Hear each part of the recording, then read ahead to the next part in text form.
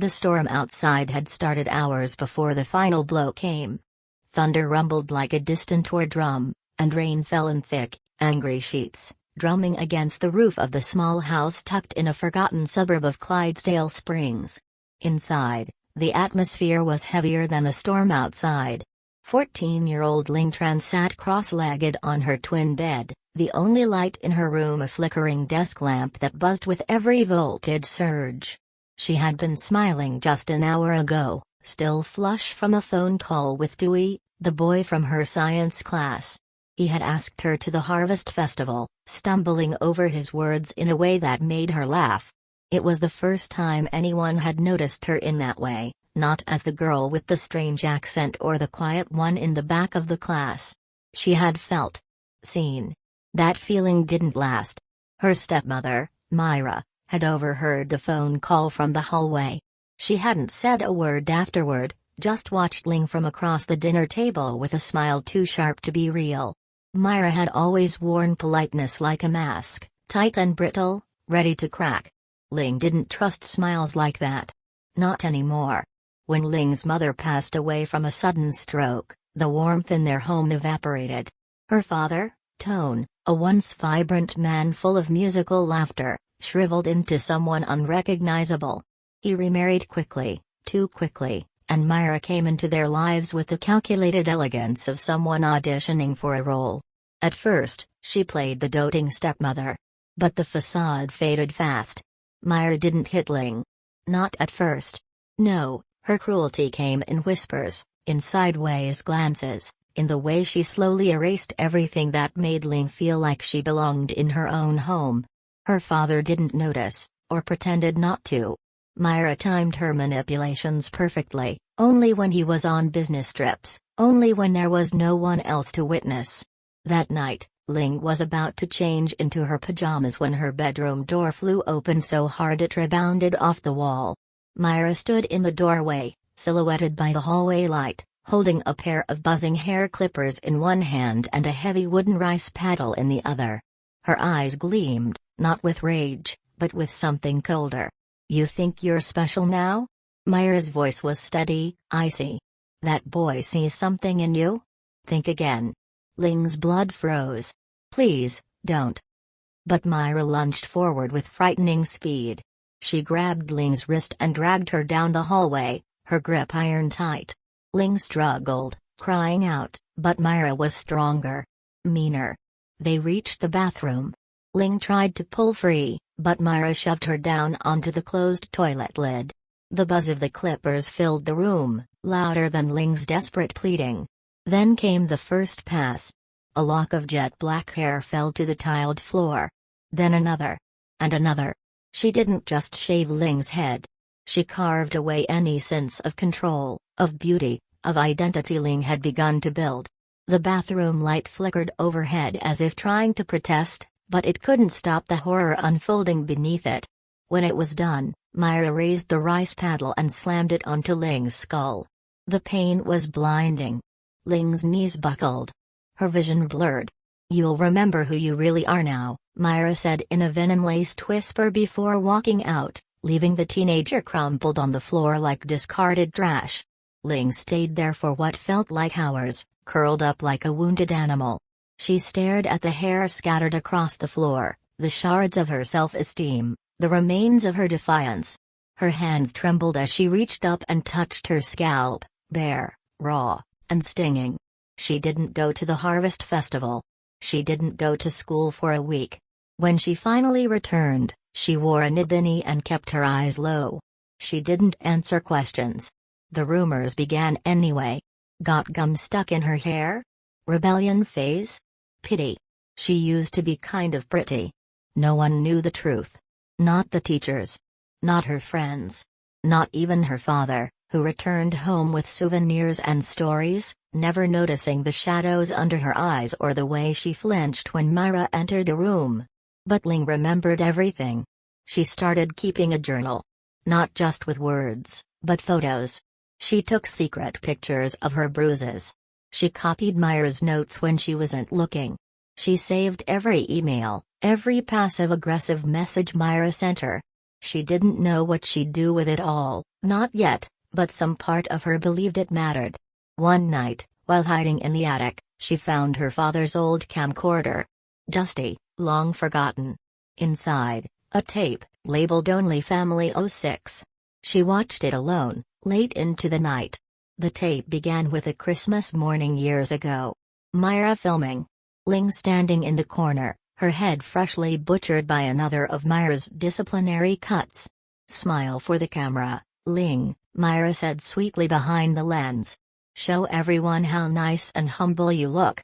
The camera caught Ling's frozen face. Behind her, Erica and Han, Myra's daughters, snickered. And then Myra's voice again. "Mom said shorter hair would make her nose look bigger in the photos. We wouldn't want her looking better than us." That's when something shifted inside Ling. The seed of an idea. A spark of future power. She didn't know when or how, but one day she would make them see her, not as the weak, trembling girl they thought they broke, but as someone unshakable. Someone they'd never control again. That night, Ling wrote just 3 words in her journal. They will remember. 10 years later, the storm was only a memory, but Linh Tran still carried the scent of rain in her bones. The city of Meridian Hills pulsed with life now, bright with neon signs and lined with high-end boutiques and gourmet coffee houses. And nestled in the heart of the fashion district, surrounded by skyscrapers of glass and ambition, stood the Golden Crown Studio, the most sought-after beauty salon in the city. And it belonged to her. Ling stood near the floor-to-ceiling windows, sipping her jasmine tea as the early morning sunlight bounced off mirrored surfaces and polished marble counters. The reflection staring back at her bore little resemblance to the girl she once was.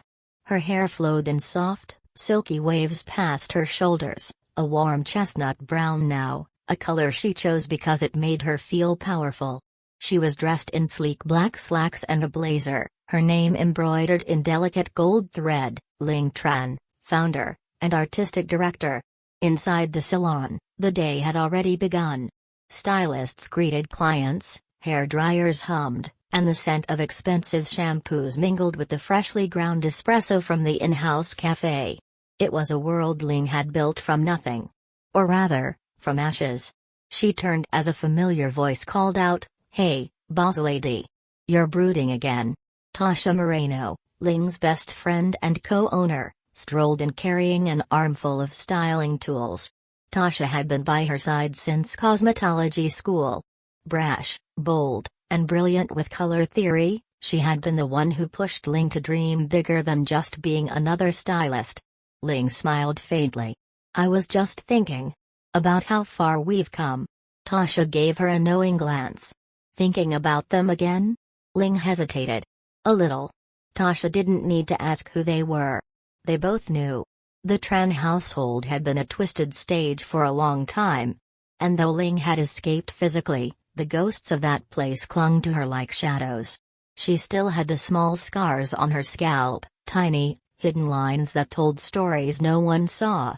"I keep expecting it to all fall apart," Ling admitted, placing her teacup on the marble ledge.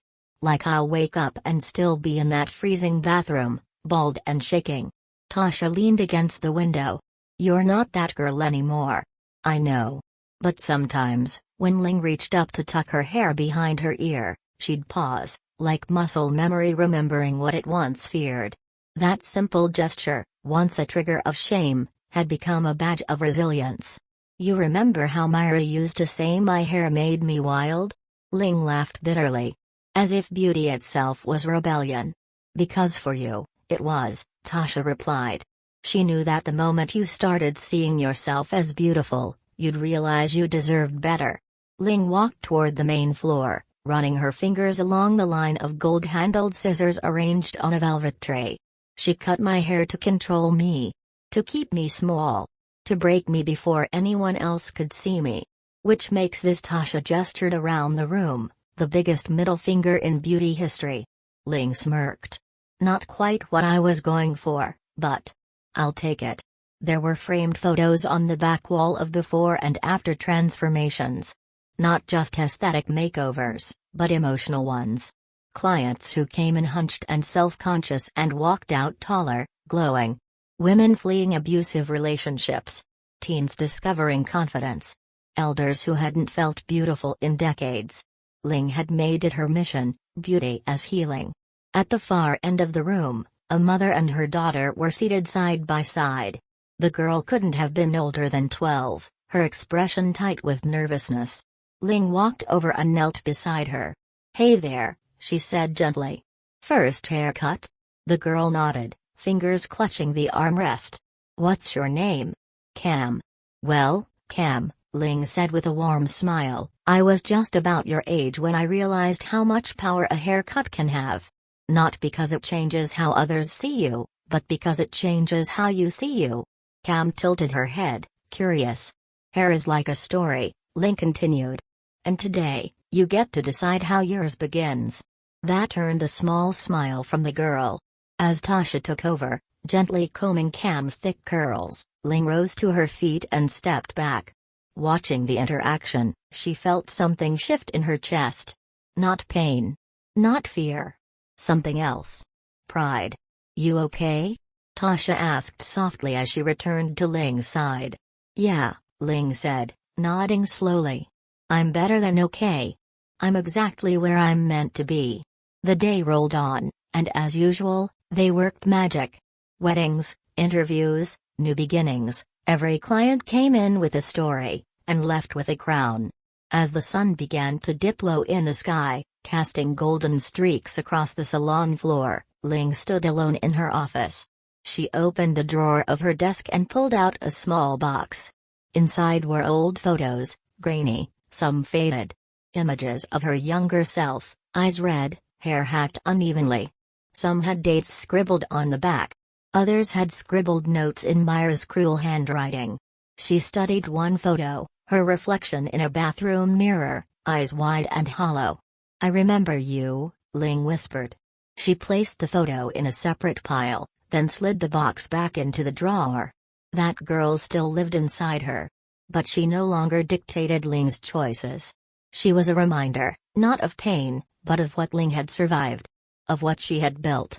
As she turned out the light and stepped into the cool night air, Ling smiled to herself. The world had once tried to silence her with shame. Now she spoke through scissors, through mirrors, through the quiet grace of transformation. And her voice was louder than ever. The following Saturday started like any other, fresh flowers at the front desk, the scent of bergamot and vanilla wafting through the air, and Ling humming softly as she reviewed appointments. Wedding season was in full swing, and the Golden Crown studio was booked to the brim. Bridesmaids in matching robes sipped champagne, stylists buzzed around with flat irons and makeup brushes, and Tasha was already halfway through her third client of the morning. Everything felt calm, professional. Until the bell above the glass door chimed. Ling didn't look up at first. "Hey, Ling?" One of the receptionists called gently. "Walkins said they don't have an appointment but they're asking for your best stylist." Ling glanced up, still smiling. "Tell them we're booked, but we'll see what we can do." Then she saw them. 3 women stepped into the salon like they owned it. Perfectly pressed designer dresses. Matching pastel tones. And that unmistakable air of condescension Ling would recognize in her sleep. Myra. Irina. Han. Her stepmother and stepsisters. It had been 8 years since she'd last seen them, but nothing about them had changed, except the price tags on their clothes. Ling froze, fingers curling tightly around the silver pen in her hand. Tasha, standing beside her, caught the shift in Ling's expression instantly. She followed her gaze, then muttered under her breath, "You've got to be kidding me." "They don't recognize me," Ling whispered. "How could they not? You're literally on the cover of Style Meridian this month." But the trio didn't even glance her way. They breezed in, heads high, dripping with entitlement. "My daughter's getting married in 3 weeks," Myra announced to the receptionist, her voice still that same saccharine poison. "We need your absolute best stylist. Only the best for Han." Han preened beside her, adjusting the massive diamond ring on her left hand. "We heard you have a stylist who specializes in bridal hair transformations." "A Ling. Something?" Ling stepped forward, a cool smile settling over her face like armor. "You're in luck," she said, voice calm and smooth. "Our top stylist is available today."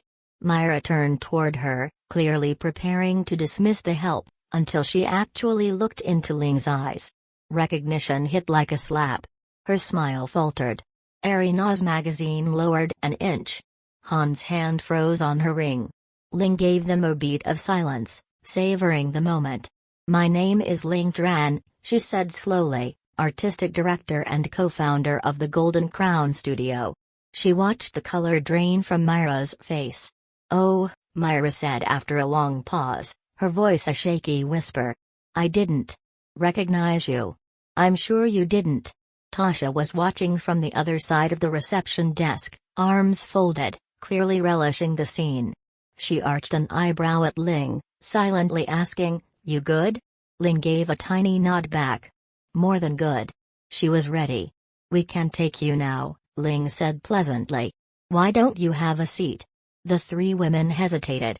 They clearly didn't know how to react, caught somewhere between confusion, embarrassment, and their default setting, pretending to be superior. Myra recovered first, sliding back into her old syrupy tone. "Ling, dear. It's been so long. You look different." "Life changes us," Ling replied. "Sometimes for the better." They sat, carefully, like queens waiting for their servants to assemble. Han flipped her hair dramatically, examining her reflection in the mirror. "I want something classic. Elegant. Not too flashy, but obviously upscale." Arina muttered, "She always thought she was better than us. Even as a kid." Tasha caught that one.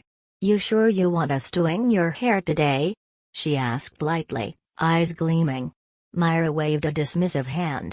"We don't hold grudges. Besides, I'm sure Ling knows we only wanted the best for her. Those haircuts were for her own good." Ling's hand stopped mid-motion. She placed her scissors carefully down on the tray. "For my own good," she echoed softly. "Yes, of course," Myra said, the lie already ready. "You were a bit wild. I had to keep you grounded. Discipline is important." Ling stepped back from the chair. "Excuse me for a moment." She walked to the back room, heart pounding, not from fear, but from the rush of memory and fury. Tasha followed, closing the door behind them. "Are you okay?" she asked. Ling reached under the shelf and pulled out a worn black album. "Let's remind them," she said. Tasha's eyes widened, then she grinned. Together, they returned. Ling set the photo album on the counter and opened it slowly. The pages crackled. She flipped through one. Then another. Until she found what she was looking for. A photo of herself at 14. Hair shaved brutally close. Eyes red, swollen. A bruise just visible near her temple. Beneath it, a sticky note in Myra's handwriting. "Cut down to the scalp. Needs humility." She turned the album around and slid it in front of Myra. "I've kept everything," she said softly. "Photos. Notes. Emails. Even the tape from Christmas morning." Myra stiffened. "I don't remember any of that," she said, too quickly. "I do." Han and Darina leaned in, reading the notes. Their faces began to pale. "You timed every haircut before something big," Ling said. "School dances. Recitals. Photos. You didn't want me to feel good about myself. And every time someone saw value in me, you made sure to destroy it." The room was silent. Stylists nearby had paused, watching. Tasha folded her arms. Funny how the truth always finds its way to the surface.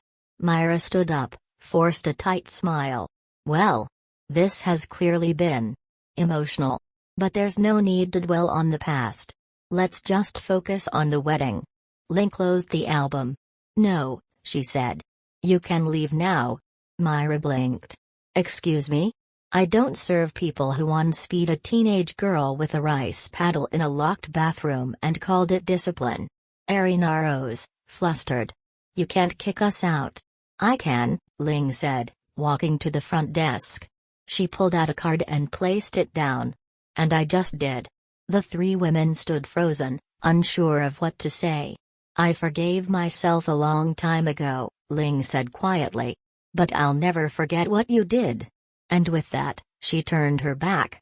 The door chimed as they left, their heels clicking on the tile, faces stiff with shame. Tasha exhaled. You sure you're okay? Ling looked around her salon, the sunlight, the mirrors, the hum of laughter returning. I'm more than okay, she said. I'm free. Autumn in Meridian Hills had always been breathtaking, amber leaves crunching underfoot, the scent of spiced coffee in the air, the streets dressed in gold and crimson. But this year, the season carried a sharper edge.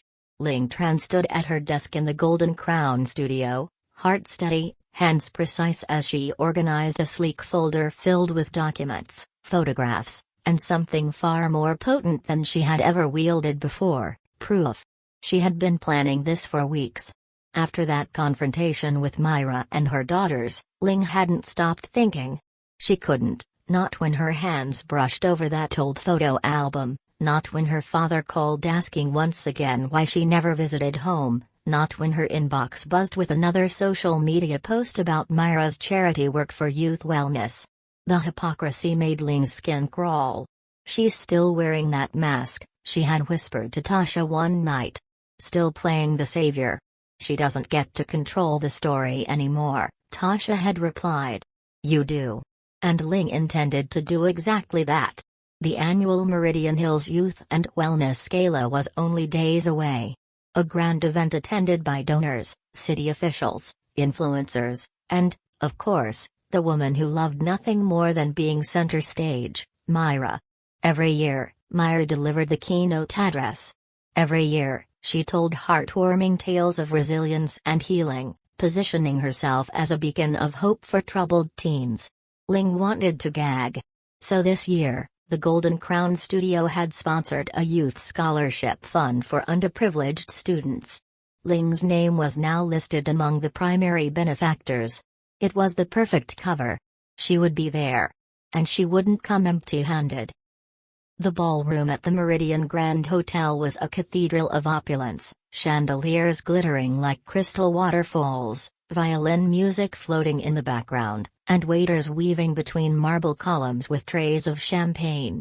Ling walked in alone, wearing a fitted black jumpsuit with gold accents that shimmered when she moved. She looked powerful, composed, unshakable. No one stopped her. She was on the guest list. Her salon's name was printed on the event brochure. Her donation had ensured her a front row seat. All perfectly orchestrated. She spotted Myra across the room, gliding through the crowd like a seasoned performer, every smile camera ready. Her emerald green gown clung to her figure like a second skin. Han and Arina flanked her, dressed in pale silk, sipping wine and whispering behind manicured hands. Ling stayed in the background, waiting. At precisely 8 p.m., the lights dimmed and a soft spotlight hit the stage. The MC introduced Myra as a pillar of the community, and she ascended the stairs with all the grace of a pageant queen. Her voice flowed through the microphone like warm honey. Tonight, we gather to uplift the children of our city, the ones who need guidance, protection, love. Ling didn't hear the rest. Her hand was already raised slightly, giving a subtle signal to the technician beside the stage. A man in a headset nodded once. The projector screen behind Myra flickered to life. At first, it was only a photo, low resolution, dated in the corner. A young girl with shaved hair and swollen eyes. Then another. And another. School ID pictures. Holiday mornings. Snapshots from inside a dimly lit bathroom. Murmurs rippled through the crowd. Myra hesitated, her speech faltering for the first time. Then came the audio. A grainy voice, hers, echoed through the room. She picked it herself, didn't you, dear? Snickering in the background. Mom said shorter hair would make her nose look bigger. The silence that followed was deafening. Ling rose from her seat, walking slowly toward the stage. Her heels clicked against the marble with the finality of a gavel. She took the microphone, standing beside a frozen Myra. My name is Linh Tran, she said calmly. And I was that girl in those photos. Gasps erupted from the audience. Phones were already recording. Faces turned from admiration to confusion. To horror. For years, Myra presented herself as a protector of children. A mentor. A philanthropist. But what you just saw. Ling turned slightly toward the screen behind them. That was me, 14 years old, stripped of dignity and abused inside my own home. Myra stepped forward, eyes wild. She's lying. I'm not, Ling cut in. And I have more than photos. I have medical reports. A police report filed 3 days ago. Witness statements. A full forensic timeline. The crowd erupted again, shocked voices blending into a storm of disbelief. Myra's face paled. This is character assassination. This is truth, Ling replied, eyes hard. And truth doesn't need to ask for permission. 2 uniformed officers appeared quietly at the edge of the ballroom, as planned. Ling had met with them days earlier, bringing the full case file. They had said if she made the first public move, they'd handle the rest. One officer stepped forward.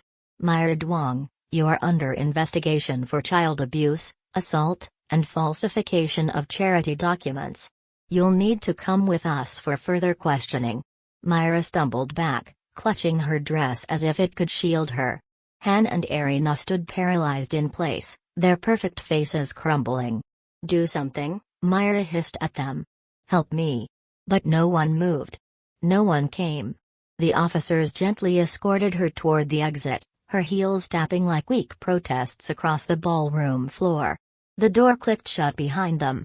Ling turned back to the audience. For years, people told me to stay quiet. To move on. That the past was the past. But abuse leaves marks long after bruises fade. She paused, breathing in deeply. I didn't share this tonight to ruin someone's reputation. I shared it because silence allows abusers to thrive. And I will not be silent anymore. Applause started slowly. Then it swelled. The room stood for her, not out of sympathy, but respect. Ling's gaze swept the crowd, then dropped to the faces of the next generation seated at the youth tables, teens from shelters, scholarship recipients, young women who had never seen someone like them take a stand. She smiled. This wasn't revenge. It was revolution. And it had only just begun. The fallout came faster than Ling expected. The morning after the gala, her phone buzzed non-stop. News outlets picked up the story with hunger. Youth advocate exposed for child abuse, former victim breaks silence in shocking gala confession, and the headline that made Ling pause, Linh Tran, from survivor to salon queen. She stared at that one for a while. It felt surreal. As if someone else had lived the moment she stood on stage, dismantling Myra's porcelain mask in front of hundreds. But the ache in her shoulders and the flicker of old pain in her chest reminded her it was real. Completely, utterly real. Myra's arrest footage circulated the same day. The press captured her stumbling in stilettos, shielding her face behind a clutch bag as reporters yelled questions. Her charities dropped her. Her donors vanished.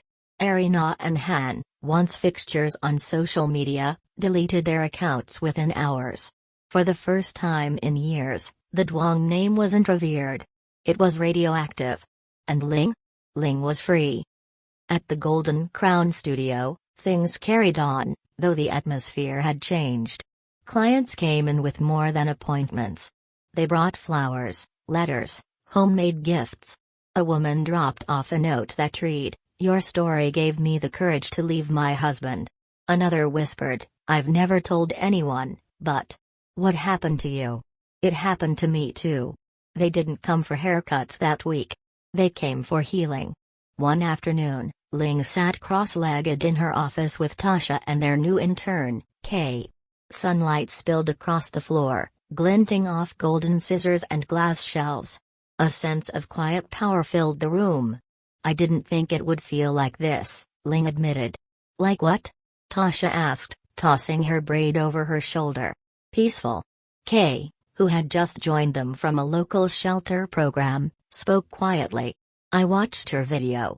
Twice. I didn't think people like us could win." Ling looked at her and saw herself, fragile hope wrapped in too many layers of fear. "We don't always win," Ling said. "But we can stop hiding. And that changes everything." Kay blinked fast, trying not to cry. "I want to be like you someday." Ling smiled softly. "You will be." A few days later, Ling's father showed up at the salon. She hadn't seen him in nearly 3 years, not since the last awkward dinner, full of strained silence and too much unsaid. He looked smaller now. Older. Grayer. But his hands trembled as he held out a brown paper bag. "Bon mi," he said. "Your favorite." Ling stared at the bag. Then up at him. "I didn't know," he murmured, voice cracking. "About what she did. I thought, she always said you were just dramatic, emotional.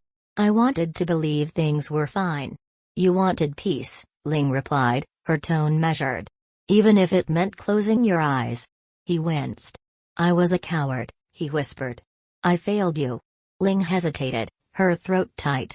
Then, gently, she gestured to the chair across from her. "Sit." He did.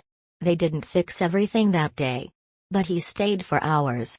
He watched her style an elderly client's hair, asked questions about her business, and later helped clean up loose strands from the floor. It was awkward. Hesitant. But it was real. And it was enough, for now. The trial moved quickly. The evidence was overwhelming: photos, audio, written statements, and video files. Ling didn't attend every hearing. She didn't need to. Her testimony, given once, echoed louder than any rebuttal Myra's lawyers could conjure. After a short deliberation, the court ruled guilty. 3 years in prison. 5 years of probation. A lifetime ban from youth-related nonprofit work. The final blow? Community service at shelters for abused women and children, under supervision. Ling didn't smile at the verdict. She didn't need to. Justice didn't always come in thunderclaps. Sometimes it arrived as silence, clean, unshakable silence where cruelty once reigned. One crisp morning, Ling walked into the salon before anyone else. She turned on the lights, brewed a fresh pot of tea, and sat by the window with her journal. She hadn't opened this one in years. The first page still held that photo of her 14-year-old self, bald, bruised, broken. She turned the page. And smiled. The second image was her today, powerful, standing on stage, eyes blazing with truth. The transformation was more than hair. It was identity. It was survival alchemized into strength. A week later, she received a letter. The envelope was simple. No return address. Inside, a voucher. A gift card for the Golden Crown Studio. On the back, a note. For when you're ready to begin again. Ling laughed softly. Then placed the card inside the same journal. Some people said what she did was harsh. That she embarrassed Myra. That dragging her daughters into it wasn't fair. That revenge was never noble. But Ling disagreed. This wasn't revenge. It was remembrance. It was honesty. It was the truth rising, no longer whispered, but shouted.